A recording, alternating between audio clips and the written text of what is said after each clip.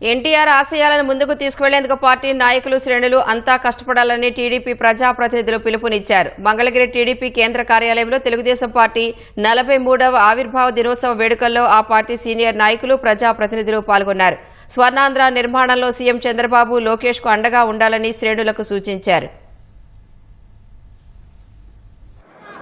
సామాజిక న్యాయాన్ని చూపిస్తూ అన్ని వర్గాల వారికి కూడా రాజకీయ చైతన్యం కల్పిస్తూ అటు అణగారిన వర్గాలకి ఇటు వెనుకబడినటువంటి వర్గాలకు వారందరికీ కూడా రాజకీయ అవకాశాలు కల్పించి ప్రాధాన్యత కల్పించి ఈరోజు రాజకీయ చైతన్యం కల్పించినటువంటి పార్టీ తెలుగుదేశం పార్టీ.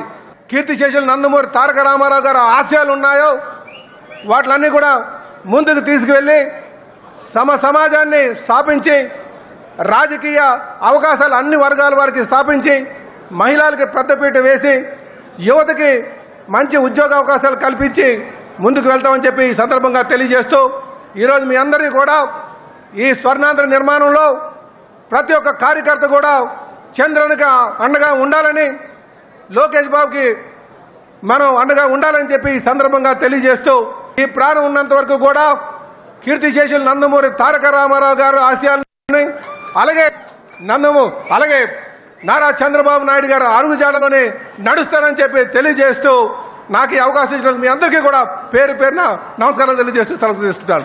జై తెలుగుదేశం. తెలుగుదేశం పార్టీ కార్యకర్త, నా కోసం పుట్టిన పార్టీ, నా జాతి కోసం పుట్టిన పార్టీ, నా కుటుంబం కోసం పుట్టిన పార్టీ.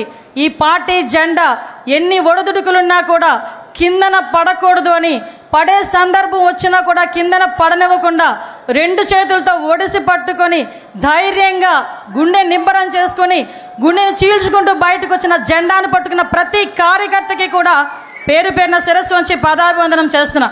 ఎందుకంటే ఈరోజు తెలుగుదేశం పార్టీ బలగం తెలుగుదేశం పార్టీ కార్యకర్తలే. పేదరిక నిర్మూలన అని మన సిద్ధాంతం. నేను కమ్యూనిస్ట్ని కాదు, నేను సోషలిస్ట్ని కాదు, నేను హ్యుమానిస్ట్ని అని చెప్పి ఆ రోజు ఎన్టీ రామారావు గారు చెప్పిన సందర్భం నుంచి ఈ రోజుకి నేను అదే విధంగా ఉంటాను అని చెప్పి ఈరోజు నీతిగా నిజాయితీగా తెలుగు రాష్ట్ర ప్రజలు ప్రపంచవ్యాప్తంగా గర్వపడేలా ఈరోజు ముందుకి విజనరీతో నడిపిస్తున్న నాయకుడు. 2047 విజన్ పెట్టుకొని 5 సంవత్సరాలు ఈ రాష్ట్రానికి ఎలా చేయాలి, 5 సంవత్సరాలు 2047కి మనం ఏం చేయాలి అని ఇప్పటి నుంచి ప్రణాళిక రాసుకున్న నాయకుడు ఎవరైనా చూసామమ్మా? మనమే ఇంట్లోనే ఉన్న పద్దులు రాసుకోము, సంవత్సరానికి సరిపడి ఏం కావాలి, ఏం చేయాలి, నా పిల్లడు ఏం చేయాలి మాట్లాడుకోము. నీ పిల్లడు ఏం చేయాలి, నీ పిల్లడికి ఎలాంటి ఉద్యోగం కావాలి, నీకు ఎలాంటి ఇల్లు కావాలి, నీకు ఎలాంటి జీవనోపాధి కావాలని 24 గంటలు లోపల కూర్చొని రాసుకుంటున్న వ్యక్తి అమ్మా ఆయన.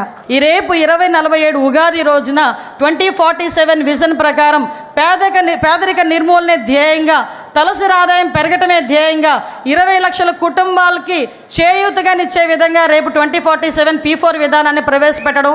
ఇదే ముందు రోజు మనం నిజంగా అదృష్టం అదే కలిసి వచ్చింది. ఈరోజు ఆవిర్భావ దినోత్సవం జరుపుకోవడం.